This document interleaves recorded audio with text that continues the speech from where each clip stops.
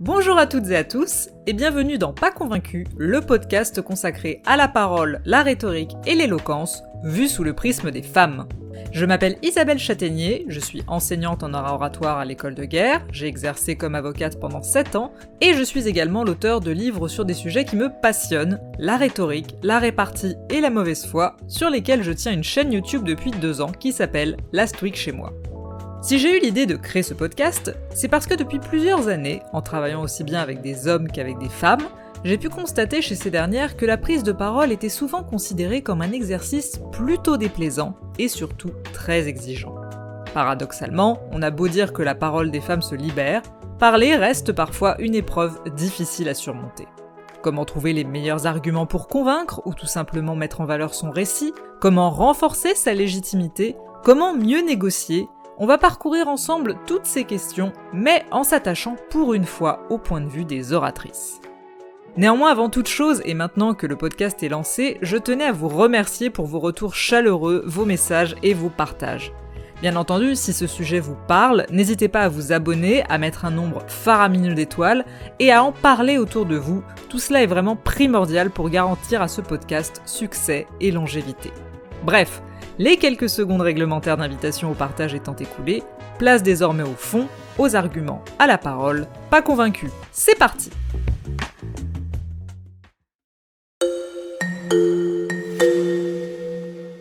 Avant de nous lancer dans ce premier épisode de l'année 2024, je tenais à vous préciser qu'il s'agit d'un épisode un peu particulier.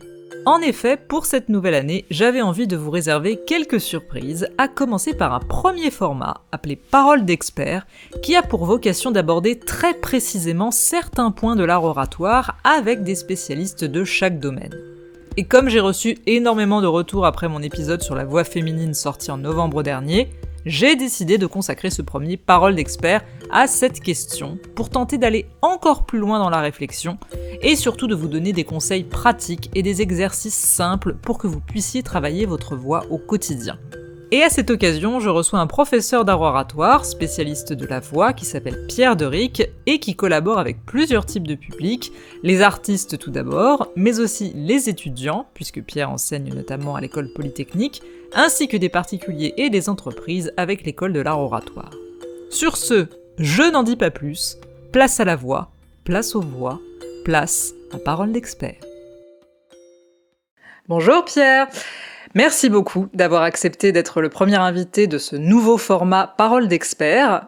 Comme je le disais en préambule, tu es entre autres casquettes chanteur et coach en technique vocale. Tu es donc la personne idéale pour aborder la question de la voix en général et bien sûr ce qui va nous intéresser tout particulièrement des voix féminines. Mais avant de commencer, j'aimerais te poser une question sur ton parcours. Comment en es-tu arrivé à devenir un spécialiste de la voix ? Alors, moi j'étais architecte. Pendant mes études d'architecture, j'ai découvert le chant, le chant gospel, pour être plus précis, et ça a été une vraie révolution intérieure. Ça m'a permis beaucoup de choses, de me reconnecter à mon corps, à mes émotions, etc. Et puis, j'ai pratiqué l'architecture professionnellement, mais le chant était toujours extrêmement présent dans ma vie, et j'ai décidé d'en faire quelque chose d'un peu sérieux. Donc, j'ai arrêté l'architecture pour reprendre les études et aller au conservatoire, où j'ai étudié le chant jazz. Après, j'ai eu la chance de partir étudier aux États-Unis, de revenir en France. Et là, petit à petit, j'ai commencé à donner des cours de chant à des amis qui étaient pour la plupart des acteurs et des actrices. Et j'ai pris un grand plaisir à faire ça. Et le hasard a fait que je me suis retrouvé un jour coach vocal dans un concours d'éloquence dans lequel nous nous sommes rencontrés avec Isabelle, pour ne rien cacher aux auditrices et auditeurs. Et c'est là où j'ai découvert en fait l'art oratoire. Et la voix de l'orateur m'a semblé être un axe de recherche extrêmement intéressant. Déjà parce que la voix chantée et la voix parlée sont deux choses qui sont très différentes. Et que finalement, le travail de la voix parlée, en tout cas dans l'exercice de l'art oratoire, pour moi était une forme de synthèse entre, en même temps, le côté de l'interprétation, c'est-à-dire comment un individu entre en scène pour incarner un propos, au travers d'une utilisation vocale très particulière, mais aussi évidemment de l'esprit et de l'intelligence de ce qu'il a à dire. Et cette synthèse-là me semblait vachement intéressante. Alors je rebondis juste sur le concours d'éloquence en question, c'était le concours Eloquentia, donc à Saint-Denis, et qui existe maintenant depuis plus de 10 ans, voilà, ce qui ne nous rajeunit pas dans de nombreuses villes. Et avec Pierre, nous avons eu l'occasion, alors, outre Eloquentia, de travailler à la télévision, donc sur le grand oral, sur une multitude de projets, donc je sais à quel point tu es très doué dans ce que tu fais, et c'est pour ça que j'ai plein de questions à te poser, et je vais débuter par une question qui peut paraître très bête, mais la voix, ça fonctionne comment ? Alors, c'est pas bête, déjà. Tu me rassures. La voix, ça fonctionne comment ? Il y a 3 entités qui composent la voix. Tout d'abord, le ventilateur, c'est le système respiratoire, d'accord ? On crée une pression d'air dans les poumons, cette pression d'air est envoyée dans la trachée, et ensuite, la pression d'air va venir percuter les cordes vocales. On verra plus tard que ce ne sont pas en fait des cordes, mais plutôt des plis vocaux. Les cordes vocales vont donc être activées par la pression d'air qu'on leur envoie dessus. Ça va créer une vibration primaire. C'est donc le vibrateur. Et cette vibration primaire, elle va ensuite résonner dans les résonateurs. C'est tous les vides qui se trouvent au-dessus des cordes vocales. Donc le vide de la gorge, le vide de la bouche, le vide de la cavité nasale, et aussi le vide entre les dents et les lèvres, pour faire simple. Voilà. Donc en fait, la synergie du ventilateur, du vibrateur et des résonateurs crée le son, crée la phonation, crée la voix. Voilà. Donc si je comprends bien, tu nous dis qu'il y a 3 entités. Est-ce que tu peux nous expliquer la différence, physiquement parlant, s'il y en a une, entre une voix féminine et une voix masculine ? Alors, la différence, elle s'opère en fait au moment de l'adolescence, au moment où les hormones sont en ébullition et que le corps se transforme. Donc de la même manière que, par exemple, un adolescent va gagner en taille, les cordes vocales du garçon vont se développer de manière beaucoup plus importante que celle de l'adolescente, si bien que son larynx va quasiment tripler de taille. D'accord. Et donc, comme le larynx va être plus gros, les cordes vocales sont plus grandes et plus charnues, et ça c'est une règle acoustique, lorsque le tissu qui vibre est plus long et plus large, ça crée des sons plus graves. D'accord, donc ça explique pourquoi les voix masculines sont, en règle générale, on va dire, plus graves que les voix féminines. Voilà, en règle générale. Mais si tout était aussi simple que ça, oui. On s'embêterait. Exactement. Parce qu'il y a évidemment le déterminisme biologique, physiologique. Nous sommes tous nés avec, j'allais dire, un instrument qui a ses caractéristiques. Donc on pourra dire que telle personne est équipée peut-être d'un saxophone, telle autre d'une flûte traversière, telle autre, je sais pas, d'une clarinette, d'accord ? Mais après, toute la question, c'est comment on utilise cet instrument. Et c'est là où ça devient vachement complexe. Parce qu'une voix, bien évidemment, on va le voir, ça se travaille. Et oui. Donc, voilà, on a vu qu'il y a une différence physiologique entre l'appareil phonatoire masculin et féminin. Tout cela, évidemment, est modifié par les hormones. Et chez la femme, les hormones, c'est quelque chose de beaucoup plus, changeant que chez l'homme, si bien que pendant les périodes de menstruation, il y a un impact vocal direct, pareil lors des moments de gestation et d'accouchement, si bien que voilà, l'instrument vocal de la femme est soumis à beaucoup plus de changements que l'instrument masculin. Alors là, tu dis quelque chose qui m'intéresse beaucoup parce que ça me fait penser à un article que j'ai lu dans le New York Times il y a quelques semaines à propos d'une cantatrice, Anita Rajvelishvili, qui expliquait qu'elle avait perdu sa voix pendant sa grossesse et qu'elle n'arrivait pas à la retrouver après son accouchement. Donc moi, je sais qu'une voix, ça se travaille, mais on découvre aussi qu'une voix, finalement, ça peut se perdre alors qu'on est face à des personnes qui sont quand même des spécialistes, dont la voix est l'outil de travail, qui, j'imagine, font très très très attention. Donc, comment on en vient finalement à perdre sa voix, et est-ce que, comme tu le disais, il y a peut-être des injustices, j'allais dire, entre les femmes et les hommes sur ce point? Déjà là, il faut bien recontextualiser, c'est-à-dire que cette dame, elle est dans une utilisation de la voix qui est extrêmement spécifique et extrêmement exigeante.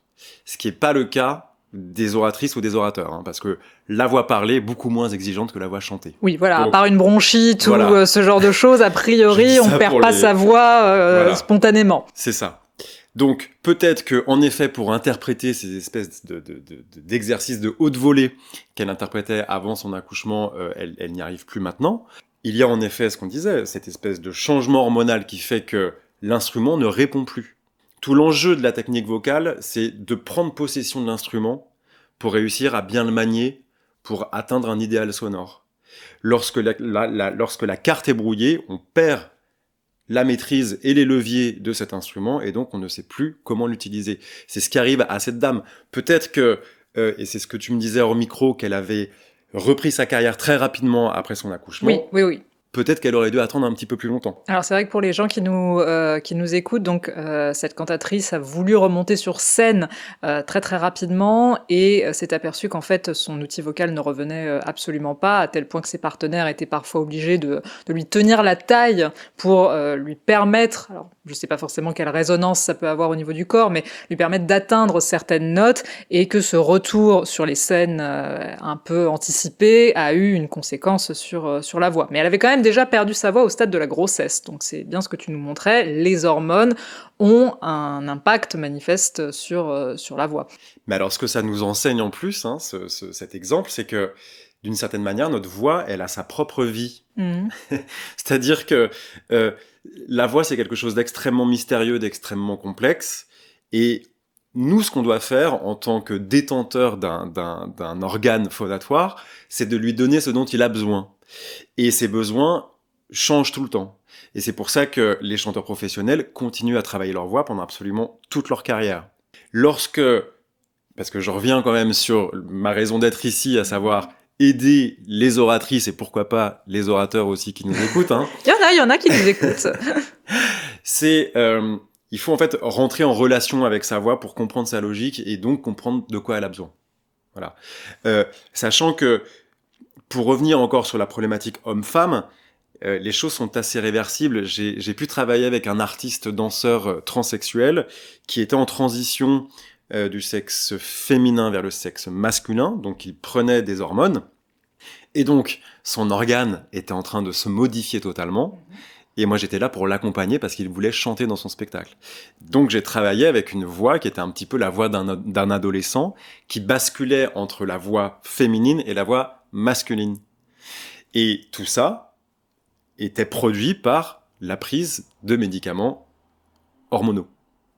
Alors justement, cette idée de passer des tonalités graves à aiguës m'amène à un autre sujet, parce qu'on a tendance à penser que les voix graves seraient plus à même d'incarner le pouvoir. Je pense notamment à une étude de 2012 de l'université Duke qui a démontré que le ton de la voix influençait la perception des capacités de leadership à la fois chez les hommes et chez les femmes.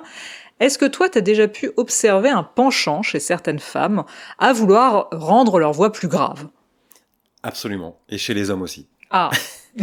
Alors, ça c'est... De voix grave à voix grave. De voix grave à voix très grave. Très grave, d'accord. Alors, ça c'est un énorme problème. Mmh. On a en effet cette idée préconçue que plus la voix va être grave, plus on va avoir une forme de puissance sur notre contexte direct, sur notre environnement direct. Quasiment un conditionnement. Alors je ne sais pas si on peut parler de conditionnement ou de quelque chose qui est culturel, mais c'est vrai que c'est... Alors ça repose sur une réalité physique et acoustique. Mmh. C'est que lorsqu'on est en voix pleine, en voix de poitrine, la voix de poitrine, c'est l'inverse de la voix de tête. C'est-à-dire que c'est une voix qui demande un vrai investissement énergétique pour pouvoir faire vibrer pleinement les cordes vocales. Alors que la voix de tête, c'est une voix qui est beaucoup plus légère et qui ne fait pas vibrer totalement les cordes vocales. Donc, quand je suis en voix de poitrine, ce que ça envoie comme information à mon interlocuteur, c'est que je suis, entièrement mobilisé avec l'ensemble de mon énergie pour produire un son qui soit plein. Et ce son qui est plein, il est chargé en harmonique. L'harmonique, c'est des vibrations. Ces vibrations traversent l'air qui nous sépare, viennent percuter ton épiderme et ton tympan. Donc, tu as une expérience sensorielle de ma voix qui est beaucoup plus intense que si j'étais dans une voix très douce. D'où cette sensation d'avoir un impact, d'avoir une forme de pouvoir sur l'autre. Mais le gros problème, c'est que des personnes singent cette voix grave. C'est-à-dire qu'ils vont forcer leur instrument vocal, j'entends, à aller plus grave que ce qu'il ne peut faire. Donc, par exemple, moi, si je m'amusais à faire ça, je parlerais comme ça, par exemple. Ou alors, je parlerais comme ça. Et lorsqu'on fait ça, on ne respecte pas du tout la logique acoustique de l'instrument. C'est-à-dire que si vous voulez faire sonner une flûte traversière comme un tuba, vous n'y arriverez pas. Ce qu'on doit faire, c'est trouver le meilleur rendement. En fait, le rendement, c'est le rapport entre l'énergie que j'envoie dans l'instrument et le résultat sonore. Une voix qui est bien utilisée, c'est une voix qui est très riche en harmonique, très présente, très audible, mais qui demande à la personne qui l'a produite très peu d'efforts. Et ça, chacun a sa propre logique. Et donc, c'est pour ça que, pour les femmes qui nous écoutent, si leur instrument vocal est de l'ordre, je sais pas, de la flûte traversière ou même du pipeau, ce n'est pas grave. Ce qu'il faut, c'est réussir, dans leur logique sonore, à trouver un son qui soit le plus ample et le plus riche possible pour donner une sensation de plénitude vocale. Le fry, c'est un mode des cordes vocales, c'est le mode économie des cordes vocales. D'ailleurs, faire un fry pour se réveiller la voix le matin, c'est très très bien. Ah. Ouais. Écoute, j'en ferai le matin, voilà. Du coup. Quand je il est bien un peu fait, pour évidemment. une folle, mais c'est pas grave, dans la salle de bain, ça n'a aucune importance. Mais par contre, c'est assez intéressant et assez complexe ce que ça laisse entendre. C'est-à-dire que moi, quand j'entends quelqu'un avec du fry sur la voix, je trouve qu'il y a une espèce de distance, il y a une espèce de lascivité aussi, et une sorte de suffisance, parfois aussi. Et les personnes, en tout cas connues, qui l'utilisent, sont justement des personnes qui sont extrêmement puissantes, c'est-à-dire en termes de reconnaissance, financièrement, etc., et qui n'ont pas trop besoin d'aller mobiliser une voix qui implique leur public, parce qu'en fait, des followers, elles en ont. Donc ne tombez pas dans l'écueil du vocal fry, ça n'apporte absolument rien à personne, si ce n'est une voix uniformisée avec d'autres voix uniformisées. Et en plus de ça, c'est un contresens, parce que cette voix qui est très peu portée, c'est une forme de voix de l'intimité, voire même de la sexualité. Donc il y a quelque chose, en tout cas pour l'exercice de l'art oratoire, qui serait un non-sens total. Et dernière chose, le vocal fry, on en parle beaucoup pour les femmes, mais il y a aussi beaucoup d'hommes qui l'utilisent. Ah tiens, c'est vrai ? Et oui. Et c'est quand même aussi très particulier qu'on a tendance à montrer du doigt avant tout les femmes qui l'utilisent. Bien sûr. Alors qu'il y a tu aussi vois, même beaucoup moi, d'hommes qui l'utilisent. J'en ai entendu parler beaucoup de ce phénomène, notamment auprès de personnes américaines, du côté féminin, mais très peu du côté masculin. T'as des exemples ? C'est partout. Ouais. J'ai pas une personne comme ça, un homme qui me vient. On coupera si t'as pas d'exemple, mais non, c'était plus pour ma gouverne personnelle. En fait, peut-être que c'est moins accentué, que c'est moins appuyé, mais c'est vachement présent. Alors, je rebondis sur cette question du vocal fry avec quelqu'un qui l'a partiellement, on va dire, utilisé parce qu'elle est passée par différentes voix pendant sa carrière. On en a déjà parlé dans ce podcast, il s'agit d'Hillary Clinton. On a pu voir que sa voix était systématiquement jugée en 2016 après chacune de ses interventions, alors le plus souvent de manière très peu avantageuse, pour rester poli. Là, pour le coup, on a un cas célèbre où la voix d'une femme a fait l'effet d'un repoussoir. Même si c'est pas forcément la seule raison de sa défaite, on avait quand même quelque chose de très fort, un ressentiment vis-à-vis de la voix, ce qui fait qu'à chaque fois qu'elle intervenait, que ce soit pour des conventions, des discours, les commentateurs reprenaient systématiquement des remarques sur sa voix avant même de discuter du fond. Est-ce que toi, tu as déjà rencontré dans ton parcours des femmes pour lesquelles la voix a pu être un problème, voire un frein peut-être dans leur carrière, arrivées à un certain niveau, ou qui peut-être se retenaient de parler parce qu'elles avaient l'impression que leur voix dérangeait ? Alors en effet, ça m'est arrivé très fréquemment. J'ai été appelé une fois par une dame présidente d'un cabinet de consultants qui dirigeait plusieurs centaines de personnes. Et cette personne, lorsque je l'avais au téléphone, je me souviens de la première fois, j'avais l'impression d'avoir au téléphone une fillette de 14 ans. Et elle voulait précisément travailler sur cette problématique-là. Et alors même qu'elle était quand même à un poste donc d'une grande importance, ouais. Avec beaucoup de responsabilités, et qu'elle avait aucune raison sur le papier de juger de son efficacité. C'est vrai. Mais je pense qu'elle en voulait encore plus. Oui, d'accord. Et donc pour elle, il fallait travailler sur la voix. pour revenir à Hillary Clinton, c'est évidemment plurifactoriel, c'est-à-dire que, bon, culture sûrement misogyne, donc dès qu'il y a quelque chose qui ne va pas chez les femmes, voilà.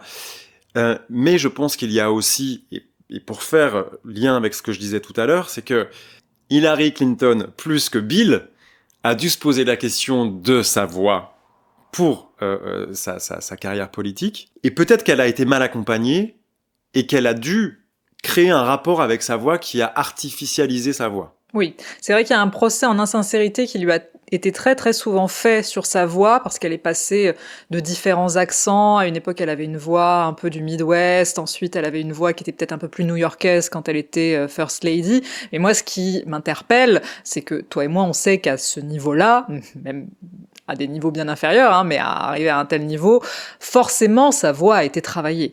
Elle a dû être travaillée sur plusieurs années, parce qu'elle s'est quand même présentée à 2 reprises. Donc, il y a un problème de la manière dont elle a été accompagnée et peut-être de trop de changements, finalement, dans son empreinte vocale au fil des années. Voilà, et donc ça nous renvoie à cette fameuse problématique du respect de la logique de notre instrument.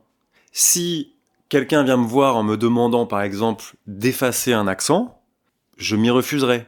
Par contre, si quelqu'un vient me voir en me disant « moi, ce que je veux, c'est trouver mon son », alors là, on y va. Et c'est peut-être le problème qu'a eu Clinton. C'est que, en effet, sur les vidéos que tu m'as envoyées, que j'ai écoutées, il y a une voix parfois qui est difficilement soutenable. J'ai d'autres vidéos de Clinton où là, pour le coup, la voix est magnifique, avec une prosodie extrêmement variée, extrêmement riche, où tout va bien. Mais c'est dans le travail vocal, il y a une forme d'éthique à avoir. Il faut pleinement respecter l'instrument.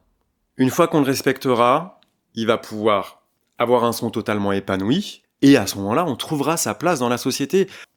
Pour faire une pré-conclusion sur voix grave égale voix du pouvoir, en fait, faut plus penser la chose en se disant, c'est au moment où je suis présent à ma voix et présent à mon interlocuteur que là, je suis en position d'avoir une forme de pouvoir sur lui. D'accord. Voilà. Et sachant que ce sera pas un pouvoir de manipulation, mais ce sera un pouvoir à minima d'influence. Ce qui n'empêche pas donc de travailler sa voix en accord avec celle-ci. Ça me donne l'occasion d'enchaîner avec une question qui peut être un petit peu plus subjective. C'est quoi pour toi une voix éloquente ? Une voix éloquente, il y a plusieurs critères. Déjà, le premier critère de base, c'est une parfaite audibilité. Ça paraît bête à dire, mais ça reste quand même une vraie problématique chez beaucoup de personnes. Ça ne l'est pas du tout. Ensuite, il y a toute la dimension de la voix qui est reliée, j'allais dire, au bien-être, au confort. Le son, lorsqu'il nous arrive, nous en tant que public, nous transforme notre état physique. D'accord ? C'est pour ça que parfois écouter une musique, ça nous détend. C'est pour ça qu'il y a des applications de méditation. Absolument. Donc, le son transforme l'état physique de l'auditoire. Pour que ça soit transformé dans le bon sens, l'auditoire, a priori, on ne cherche pas à le tendre. On cherche à l'intéresser. On cherche peut-être aussi à le détendre. En tout cas, on cherche à lui faire vivre une expérience. On cherche un résultat. On cherche un résultat. Et c'est vraiment cette dimension sensorielle. On a très souvent le réflexe d'aborder l'art oratoire d'un point de vue intellectuel, mais l'art oratoire, de fait, comme il y a un corps qui s'engage, il y a du son qui est produit, il y a du visuel, c'est une expérience sensorielle, donc sensible aussi. Alors c'est très intéressant ce que tu dis parce que moi ce que je dis toujours en tout cas aux personnes avec lesquelles je travaille, c'est que sur l'argumentation, il faut toujours avoir en ligne de mire un objectif, finalement penser avant même de réfléchir à mes arguments, à mes exemples, à ma structure, quel est mon propos et quel objectif je sers en ayant ce propos, mais ce que tu me dis et ce avec quoi je suis parfaitement d'accord, c'est que cet objectif, il doit aussi être en ligne de mire quand on pense à la forme avec laquelle on va accompagner le fond. C'est-à-dire que l'un est indissociable de l'autre et que cet objectif doit toujours nous conduire, aussi bien sur la forme que sur le fond, à réfléchir aux manières dont on va, je vais pas dire interpréter, parce que interpréter, c'est un mot qui fait beaucoup penser à l'art dramatique où on s'approprie souvent les paroles des autres, mais en tout cas, livrer le discours qu'on a à livrer. Oui, alors, je pense que à ce moment-là de notre échange, nous devons absolument citer Cicéron qui dit l'orateur doit désirer une belle voix. Il en a écrit des belles choses, Cicéron. Il en a écrit des belles choses. Et cette citation, moi je la comprends de la manière suivante, c'est-à-dire l'orateur a un temps de préparation. Ce temps de préparation est extrêmement variable. Parfois, quelqu'un prépare un discours pendant 5 mois, et puis après, il devra peut-être préparer une autre intervention juste en 2 minutes. Le fait est qu'au moment où on se retrouve face au public, le temps de préparation est terminé. Et lorsque Cicéron dit « l'orateur doit désirer une belle voix », c'est bien l'idée que quand je suis face à mon public, je ne peux plus réfléchir aux mots que je vais employer, aux arguments que je vais mettre en œuvre.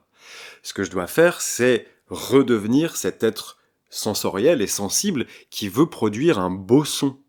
Et donc il doit être pleinement présent à son corps pour rentrer dans la logique phonatoire de son instrument, pour ensuite que le son produit touche le public, change l'état du public, et que le public vive une expérience tant intellectuelle que physique sensorielle. On va rebondir sur la question du ressenti.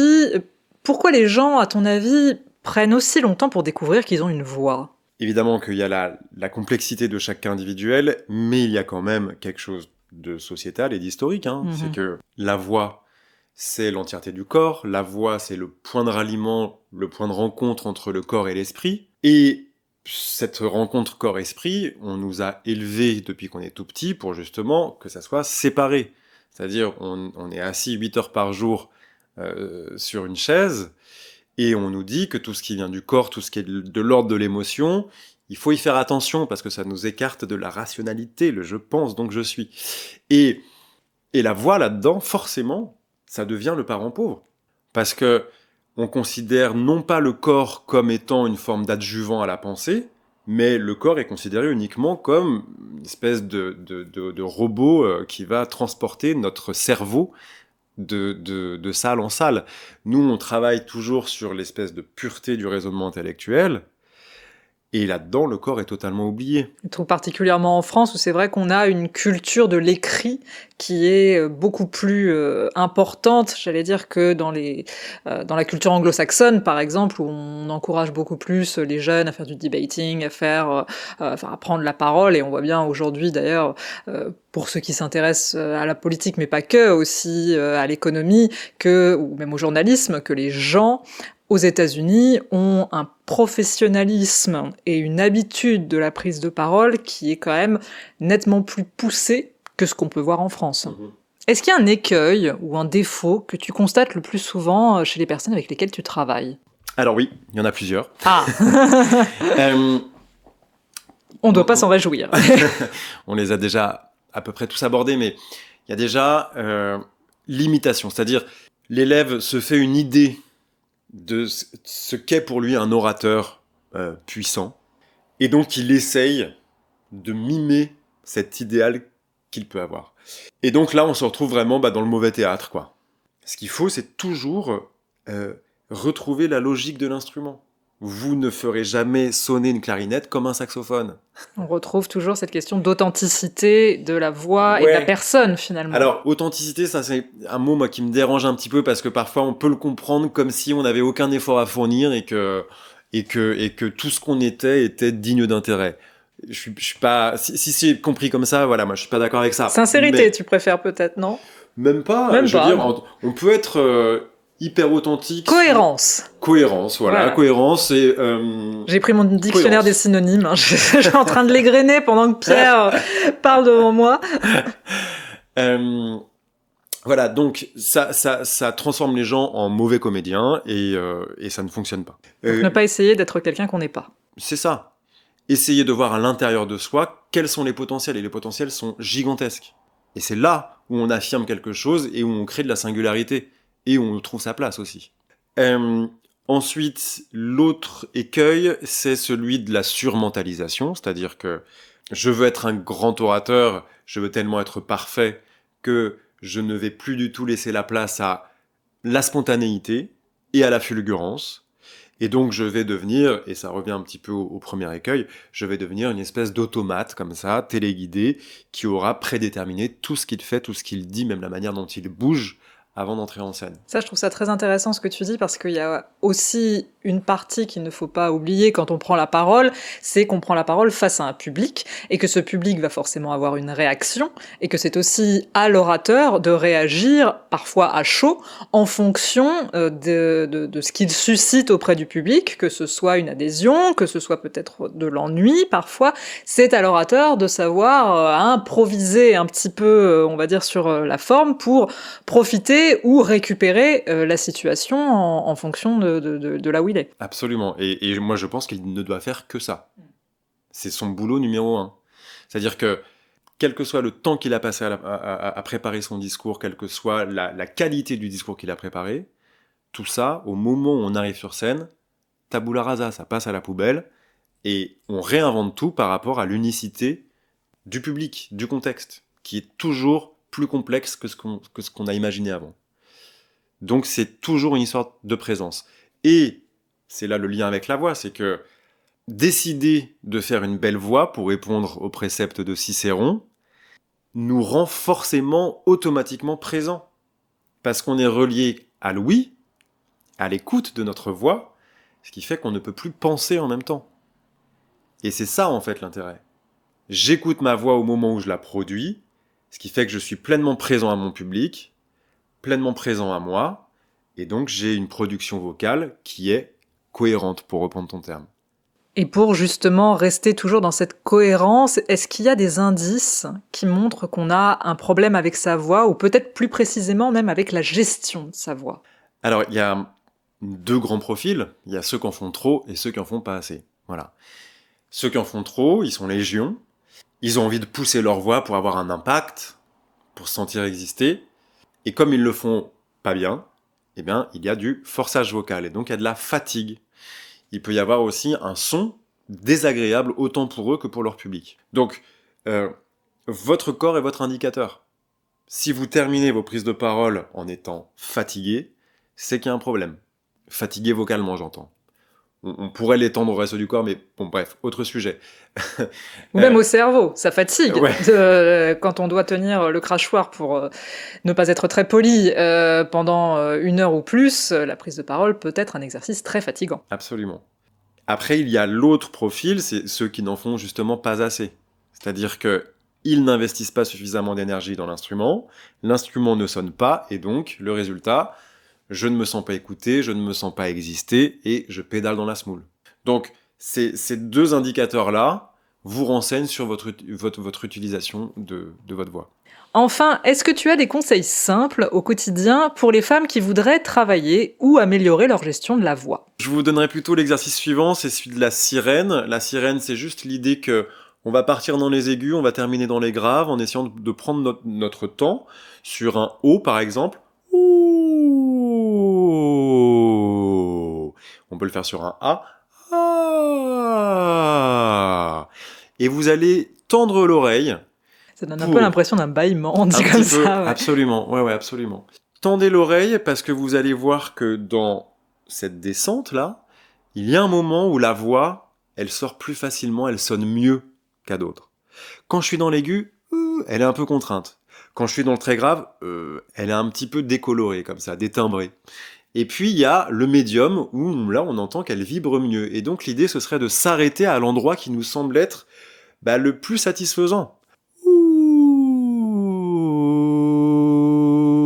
là, ça me semble pas mal. Et comme par hasard, ça correspond plus ou moins à à ma voix parlée.